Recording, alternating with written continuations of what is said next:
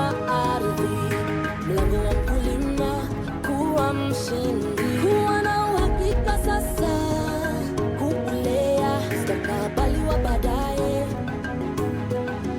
Tufanye kazi pamoja na tukue pamoja, kuimarisha Kenya ni jukumu la Kenya. Hello there, this is Farm Kenya Show, and today we are at Kikuyu, and you know very well, every Tuesday we of course bring you the process from where it starts until the end, of course, the market, and that's what we are speaking about. And today we'll be talking about broiler chicken farming, and joining us is a young person who is an interior designer but also turned into broiler chicken farming, and she's going to be explaining to us what motivated her to do this and what is it that she's doing in terms of just making it sure that it gets to the market. Come, join me. Hello. Hi. How are you? I'm fine. Yes, what's your name? My name is Wanjiru Mwaura. I am an interior designer turned broiler farmer. All right. And also an entrepreneur. Okay, let's get in and see what we are going to be doing today. All right.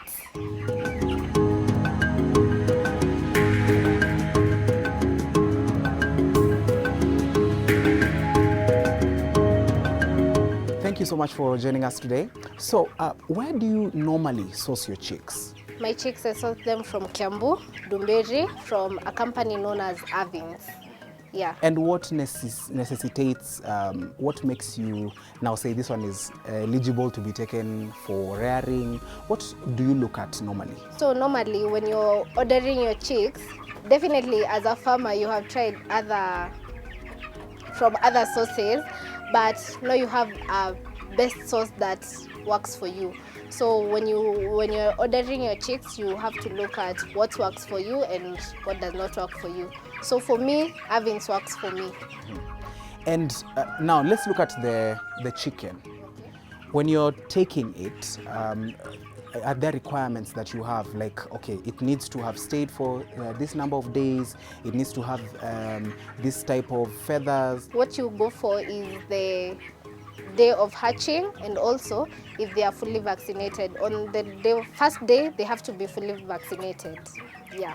All right, so you've taken them, now you've brought them to this perfect establishment that you have. Yeah. So what is the management practice? What do you first do in order for you to set this place up, ready for it to receive their chicks? Okay, one, you have to have your litter ready, because they are not supposed to be staying on concrete, because my floor is concrete, so you have to like give them sawdust so that they can be comfortable. Also, you have to provide them with heat for the first 2 weeks, because as a small chick, also as a kid, you're not supposed to be exposed to cold, so you have to brood them for 2 weeks to provide them with heat. All right, and during the brooding that you're talking about, what do you use in order for you to give them the heat? Because I mean, the concrete floors and walls can be very cold, especially during the night. So how does that normally happen? So normally I have a jiko that I usually light for them. I use charcoal, so not the ordinary jiko, the jikos for the chicks. Because I would have asked jiko for the ears. Yeah, so there is a specific jiko that you're supposed to use when you're brooding your chicks, so that it has a cover that helps in spreading the heat. Yeah. All right, so you've brought them in, you have them at the establishment, you're now starting to take care of them. Just give us a breakdown of how your day looks like. When now they are maybe 1 week in, what do you normally do when you wake up in the morning? How do you stay with them during the day? How do they feed?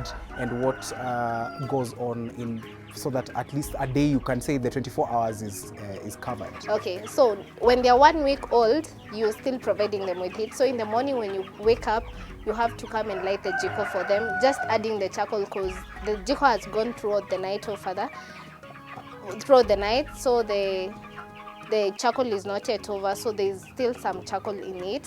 Then you also have to feed them with the right feeds that they're supposed to be feeding at 1 week, and also you give them water with your vitamins, such things. Yeah. All right. And on the feeds part, when we look at the feeds that you're using here, is it just any other type of feed, or what makes it eligible to be used at this particular stage, the first 3 weeks of the chicks? So your foundation of the chick is what that matters on how the chick is gonna grow. So the type of feeds you're using at the foundation will determine how the chick is gonna grow to get to a certain level to be ready for the market. So as for me, I use the unga feeds for when they're still chicks. I give them the starter crumbs because I believe for me the unga feeds is of good quality, and also it has all the supplements that the chickens are supposed to be taking in. Yeah. All right, and you've specifically mentioned unga. So when we look at what unga is putting on their feeds or in the feeds, what is it that makes it different from the others? Because I believe you've used the others as well. Yeah. Okay, for the unga feeds, your chick is gonna grow well. When you're feeding with the unga feeds, there's a difference in growth from the other feeds. So the quality of the feeds from unga is top notch, but I'm not saying the other.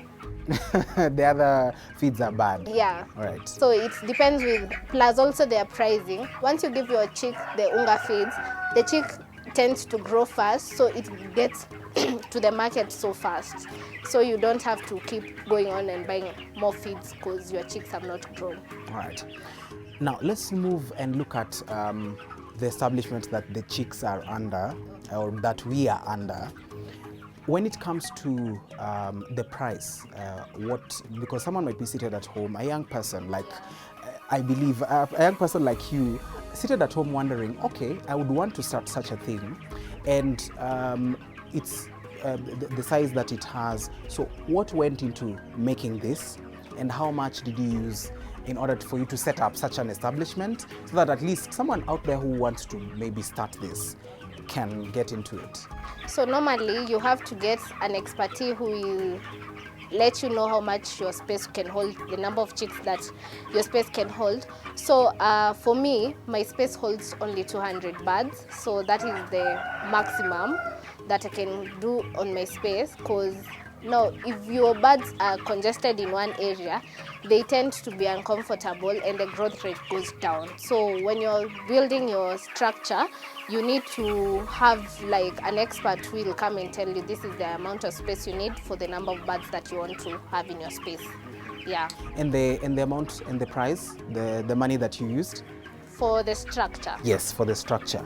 I wouldn't have the exact price, because honestly, I found the structure already done for me by my parents. I have supportive parents, so they did the structure for me, and that wasn't an issue for me. Okay. Yes. No problem with that. All right, so let's move on and look at the duration in which the chicks have to stay here in order for you now to move on to the next step. So how long do they usually stay in this particular structure? Okay, for here, so now here I will have them here till they're market ready. So that is like after how long? So when you move them from the brooder, when they are 3 weeks, so here I will have them here for like 2 to 3 weeks for them to be market ready. Yeah. So the chicks that we have here, how long have they been in this establishment? So as at now, they are at 4 weeks. So I brooded them for 3 weeks. So they are left with only like 1 week for them to be market ready. Yeah. Right. So let's look at the diseases, because poultry farming, of course, the diseases it's something you can't control. So in terms of how you have prepared yourself, for example, if the bird flu comes, how does it happen for you, and what do you usually, any management practice that you have in order for you to take care of the chicks that you have? We have so many diseases that happen to the chickens. So for we need to have biosecurity. So that's why you have seen I have changed my shoes when I was coming in here, to avoid them getting any diseases that I have collected from out there with the shoes that I had on. So once I am in here, my shoes need to be clean to avoid diseases like coccidiosis, So, and also there are vaccines that they are given at 7 days, 14 days, and 21 days to avoid other diseases like Newcastle and Gumboro. So, so for me, I have not experienced any other disease because I am the one who usually takes care of the chicks. So I tend to like make sure when I'm coming in here, my shoes are clean, everything around here is clean. Yeah. Plus also you need to keep changing for them their litter because they tend to make their litter wet at times. Okay. Yeah. Because you have broilers here. Yeah. All right. And now, so let's move to the market and try and look at, all right, after 5 weeks you said, or after 5 weeks they're ready for the market. So who are your customers? Where do you usually sell your chicken to? I do it directly to the consumers, and also I do it to the suppliers. I have suppliers who usually come and take some to go and sell to different areas from around here. So for me, mine is for both the consumer and also the supplier. Yeah. Right. Now that you're a young person in poultry farming, when you look at how the Ministry of Agriculture, or when you look at how the market is in Kenya and how the Ministry of Agriculture is controlling it, what would you say is lacking in terms of how poultry is treated in agriculture? Okay, one, I would wish the Ministry of Agriculture to have like a balanced price when it comes to selling the chicken, because at times you find when they're market ready, you find someone is staying with their chicken up to 6 weeks because of lack of market, since the ones who are we call them the brokers, they're buying the chicken at a very bad price, and so it becomes hard for you to sell it to them, and they have consumed a large amount of feeds, and so when you're doing your calculations, you find you're making losses instead of profit. So I would wish if we had like a set price that we can be selling our chickens, that will work well for us. And now that you've mentioned the brokers, the way you've mentioned, have you encountered them? Because they, in farming, of course, from the produce to the market, many a times you find they are always there. So have you encountered any of them? And if you have, how have you interacted with them or treated them, or how have they treated you? Okay, I've encountered several, because definitely I wouldn't sell everything here to the consumer directly. So I have to look for the brokers to come and pick some. For me, I wouldn't say I have had a bad experience with them, because the amount we agree on them that they're going to purchase the chicken, that's the amount we settle on. Yeah. Right. So we have broilers here. So have you in any time tried to rear layers? And what is the difference when it comes, if you have tried? I have not tried layers, but I know I have a little bit knowledge about the layer chicken. So for broilers, they move so fast. For the layers, before you start getting whatever they have consumed, it takes a bit of time. So for me, I prefer doing the broilers to the layers. Okay. Yeah. And something interesting that I've seen, the chicken that we have here, they have white feathers. So is that a preference that you have, or tell me about it? No, for broiler chicken, they all have white feathers. For the layers, they have brown feathers. So when you see a white chicken, you just know it's a broiler chicken. Yeah. Because someone might be seated at home and saying, okay, why does she have only white feathered chicken? All right. So another issue when it comes to the structure that you have, when maybe you have power failure, when you have don't have power maybe for one day, and I can see you have bulbs there. How does that work? Or the bulbs that you have, are they solar? Are they energy consumers? How does it go when it comes to power outage? So when it comes to power outage, I have to look for a solution. So I use a gas cylinder to provide heat, to provide the light for them. So, but at this stage, when there is a power outage, they don't use power during the night. So that doesn't affect them, but on the brooding stage, you have to provide them with power, with light, because of the stampede they might sleep on each other, and some may end up dying. Yeah. And you had mentioned about the feeds that you usually give them from Unga, right?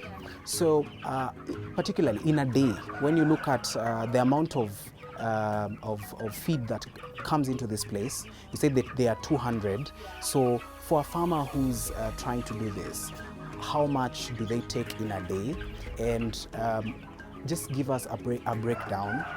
Yes. Okay, so in the morning, they take about 10 kilos in a day for the whole flock, and also in the evening, because you have to feed them in the morning and in the evening. So 20. Yeah, 20 in a day. Okay. But at times you might find them they are feeding on more, because you know the chickens, they love feeding so much.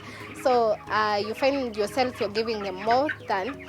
So when they are small, they are in the brooding stage, you give like a kilo.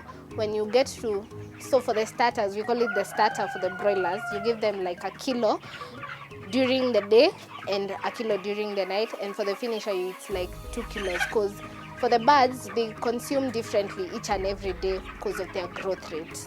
Yeah. And the water that is under this establishment, how does it work? Do you change the water? Do you have certain times of the day that you have to put new amounts of water? How does it go? Or do you have a tank here that at least that supplies the water? So as at now, I'm using the down drinkers, so I have to keep coming back here to add on to the water, because they're consuming a lot of water as at now. So I have to keep adding the water, but there are times I don't need to come and add the water during the day because of the tank water that they're consuming. Yeah. Right. So after this, after they are ready for the market, so do you usually just make sure that all of them are sold, or are there some that usually remain? Because or do you have like a specific market that you know, if that time comes, you're going to take all of them out and then now bring the others? When it comes to selling them, you first pick the big sizes, because definitely they're not all growing at the same rate. So we have the ones that are bigger than the others. So we first take out the big ones, then we are left feeding the small ones so that they can also be ready for the market. Yeah. And still on that point, when you say the big ones and the small ones, what do you look at for you to know that, okay, now this one is, of course, body size can be big, yes, but some may have feathers in other areas, and others maybe they are not fully covered with feathers. So what do you normally look at? You have to look at the weight of the bird. So as for me, I am not used to weighing them with my hands. I don't need a weighing scale to know which one is ready for the market and which one is not, because I have been doing this. So once I shake the bird, I will know this one is ready for the market. Yeah. So the heavier it is, the readiness for the market. Okay. All right. So finally, to young people, of course, you're a young person who is doing poultry farming, and someone looks at this and says, "Wow, this is great." So, how did you start, and what can you just give them as a parting shot for the people who want to start poultry farming? For young people, I will tell them, just do it afraid, because I also started it. I was doing it afraid, but I had people holding my hand. So never feel like you should not ask for help whenever you need the help that comes with doing such a business. Also, you need to kujituma. You need kujituma, because I have friends who usually ask me, why are you doing this business? I tell them, mi najituma ndo nisitumiwe. So for you, you need to kujituma ndo usitumiwe. That is what I have put it back in my mind. So I have to do it, not to get used by other people or to work for someone else. Yet I can also make the same amount of money they are making. Yeah.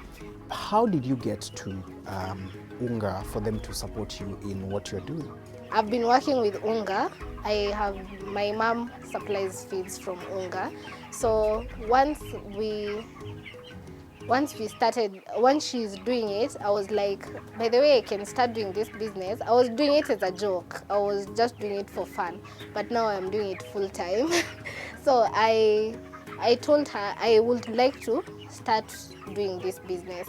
So for Unga came in when they started supplying me with the feeds. And since I know the quality of their feeds, we have walked this journey together till now. Thank you so much for just giving us your insights on poultry farming, and we appreciate it. You're welcome. All right, we're going to take a short break, but don't go too far. We'll be coming with another farmer who is doing broiler chicken farming in Kahawa. We'll be back.